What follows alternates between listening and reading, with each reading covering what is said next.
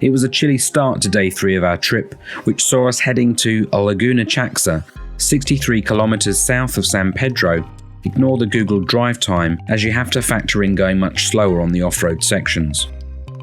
First and foremost, we needed to fill up with fuel to ensure we could comfortably do the round trip. 2 weeks before we arrived in San Pedro, the sparkling new gas station opened, the only one within 100 kilometers. As mentioned in episode 1, make sure you always have enough fuel from this station to do a round trip, including extra for unforeseen diversions.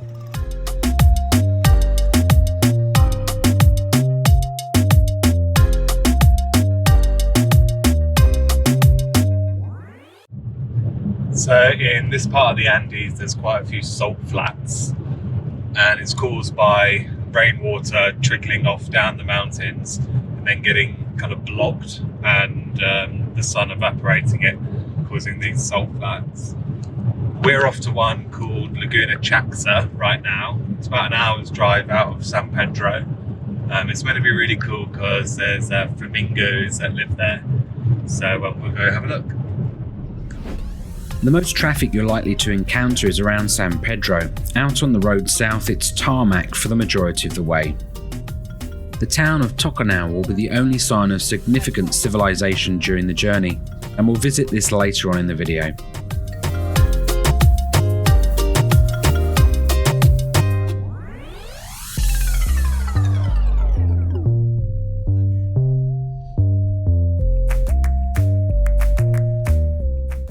Jumping off the main highway, you hit the gravel roads, which in places have been blown over with sand. Take things steady with consistent low speeds of around 40 kilometers an hour and you'll be fine.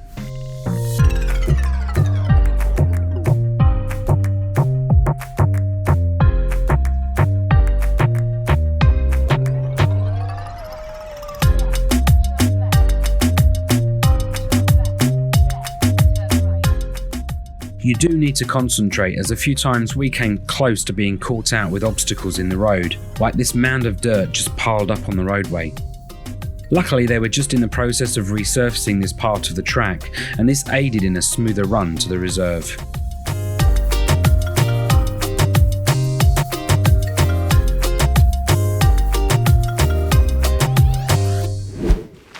Tickets at the reserve are 2,500 pesos each, providing you free-to-roam access within the guided paths for as long as you like. For some reason they need your passport number, but we just made one up as we didn't have it with us. There are toilet facilities and a place to get water, and a small information room in Spanish and English. Inglés, Yeah. normativas en inglés, Okay. ¿ya? Todo inglés-español. Baño, toilet. Yeah. Terraza, terraza. ¿Ya? Audiovisual, audiovisual. ¿Ya? Lo encontramos aquí. Yeah. ¿Ya? Yeah. 5 minutos, 5 minutos. Ver flamencos más de cerca. Mirador, panel de información de las aves que existen en esa área. ¿Ok? All right. Yeah. Okay, thank you Ya, very much. gracias.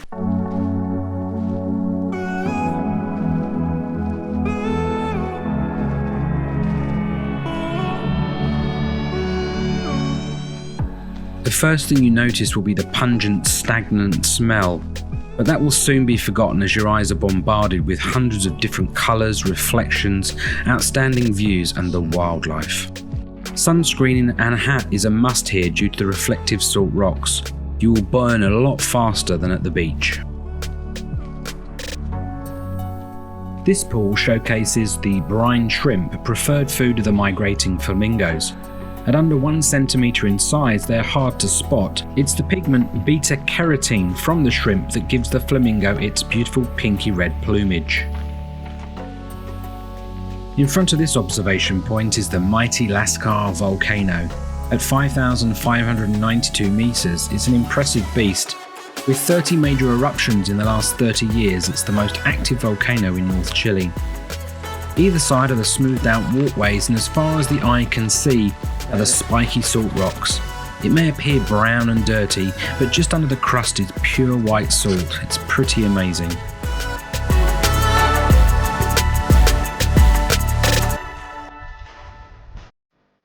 You might want to bring some telephoto camera lenses if you want to see the flamingos up close. They seem to have a knack of keeping a good distance, but also take time to just listen and watch.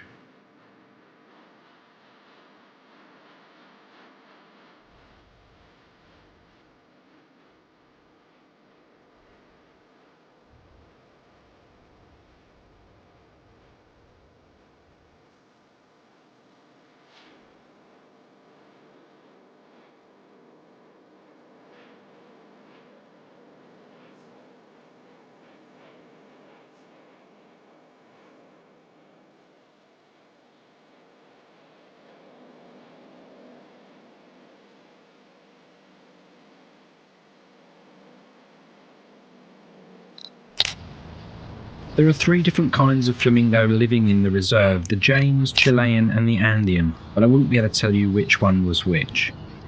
Sunrise is feeding time for the birds, though the park doesn't open till 8 AM. It's also apparently gorgeous at sunset.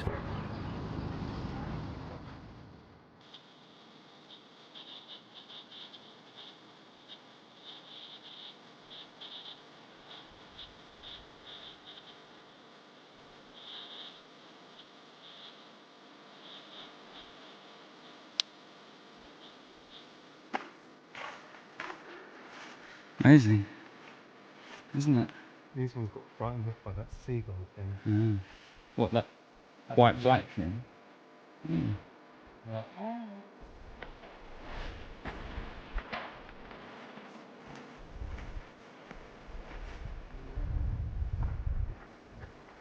Where do they feed? They're kind of sort of dredging up the algae and stuff like that, I think.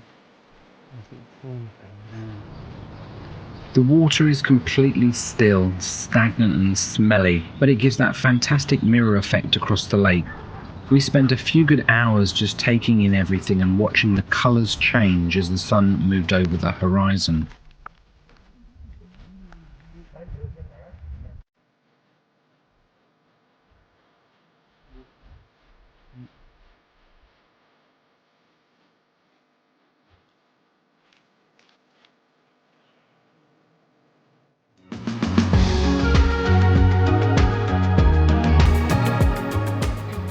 Back in the car, we started our journey home to San Pedro, but with a little detour to the village of Toconao for a short stop.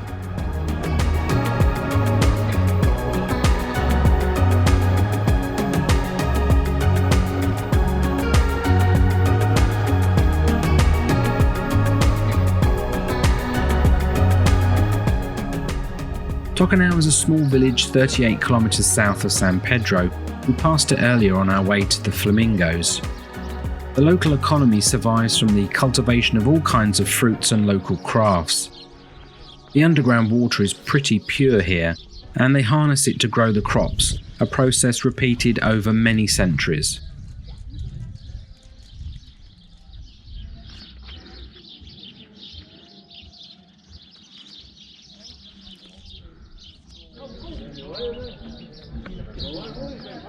When the Spanish colonizers founded the village 3 centuries ago, one of the first buildings was the church and bell tower of San Lucas.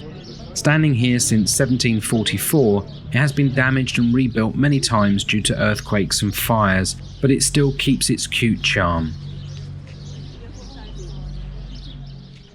There are a few little shops to buy souvenirs from the locals, a snack and water stall and some toilets should you need to use them.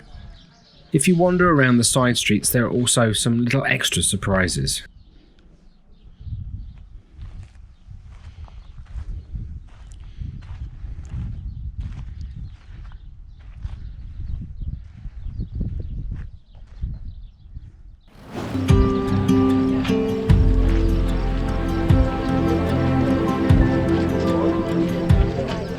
Back in San Pedro, we found a really nice pizza and salad place. Pretty rustic and no alcohol, but at just 20,000 pesos for the salad, 2 pizzas and 2 cokes, it was very reasonable. We'll put a link in our description for this place and all the places we visit in this video.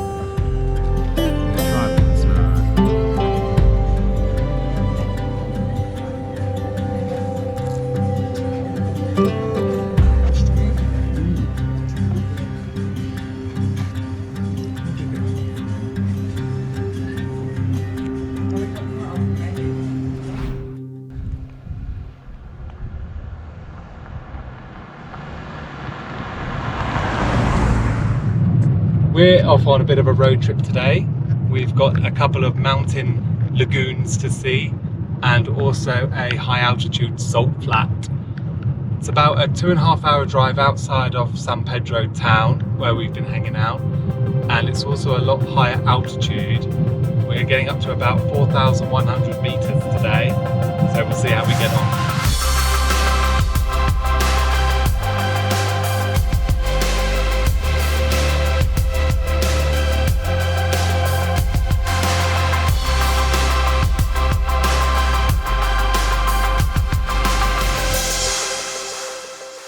Halfway through the drive, you reach the Tropic of Capricorn, 23.5 degrees south of the equator. The line runs straight through Atacama and the road we are on. Good spot for a quick photo.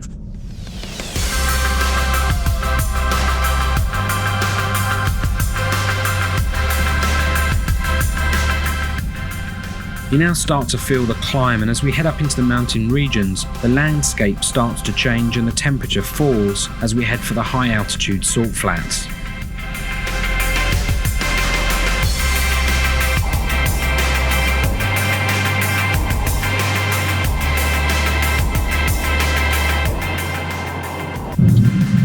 So I think we may have mentioned a few times already that San Pedro is at an altitude of 2,300 meters.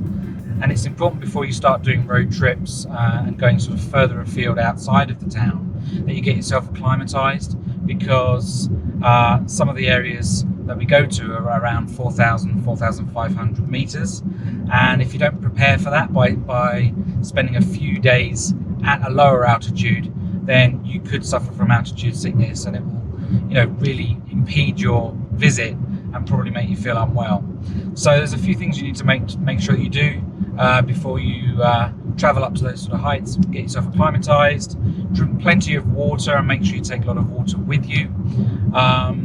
Have some snacks and food on board, and most importantly, make sure you've got a full tank of fuel, because in this area there is only 2 petrol stations in San Pedro, and nothing for 100 to 150, if not more, kilometers. So just make sure that you are smart about what you do, and that will make sure that you have a good trip whilst you're here in the Atacama Desert.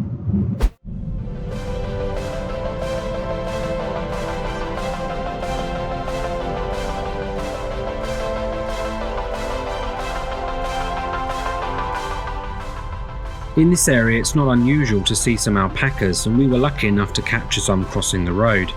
This is the great thing about self-drive, you can just pull over and observe your surroundings and the wildlife. I managed to get a few nice shots on the camera.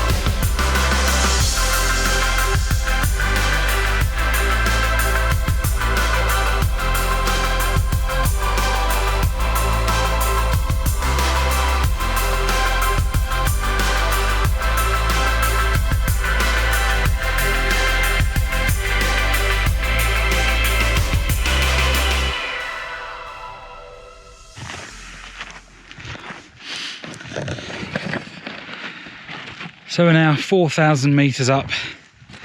Where are we, Will? What's this place called? Rojas. We've driven for about 2 hours, 2.5 hours from San Pedro. So we've gone from elevation of 2,300 meters to just over 4,000 meters. And you really notice the difference. I'm a little bit short of breath, but take it steady as we walk to this mirador at the top here. As you'll see in a minute, the views are amazing.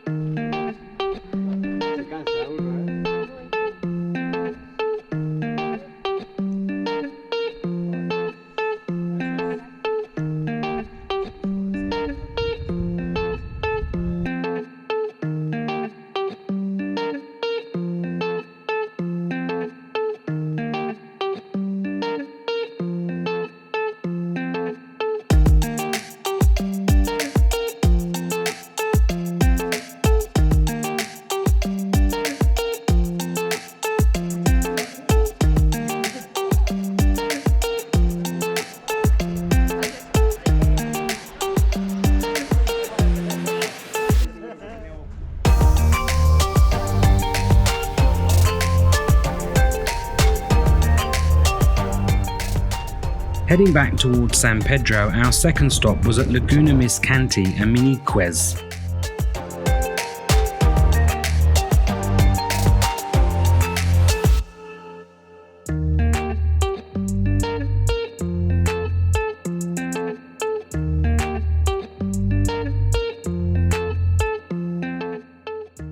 You need to do a little bit of off-road and a steep climb to get up over the crest, but it's worth it. Entrance is 3,000 pesos per person.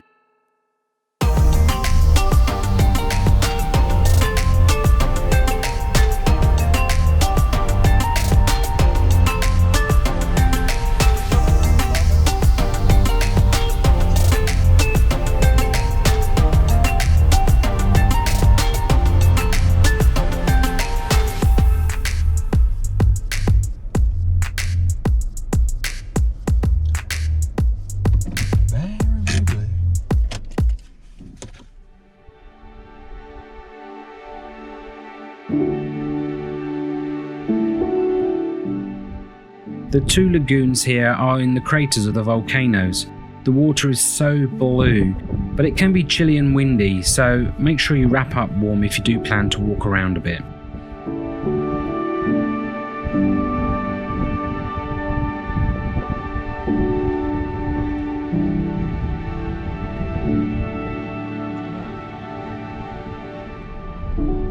There are toilets and a few viewing areas. You'll need to drive within the reserve to get between the lagoons, as they really are huge expanses of water.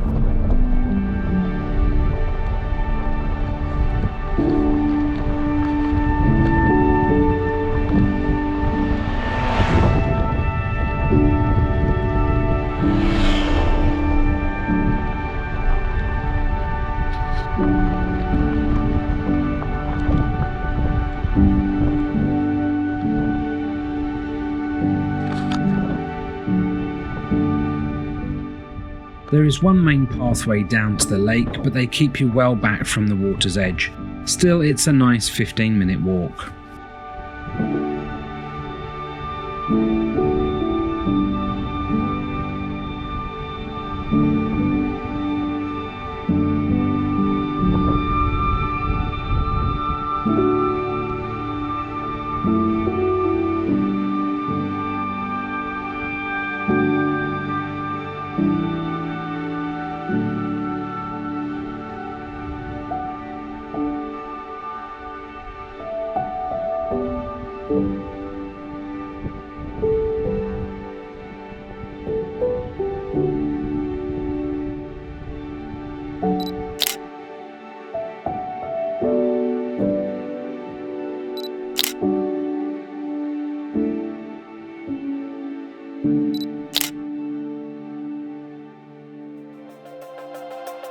Don't miss our last episode as we chase Dawn driving through the night to get to El Tatio, 80 geysers spraying boiling water out of the Earth's crust at 4,500 meters, drive through the most amazing wetlands, and get deep into the Devil's Throat on the outskirts of San Pedro de Atacama.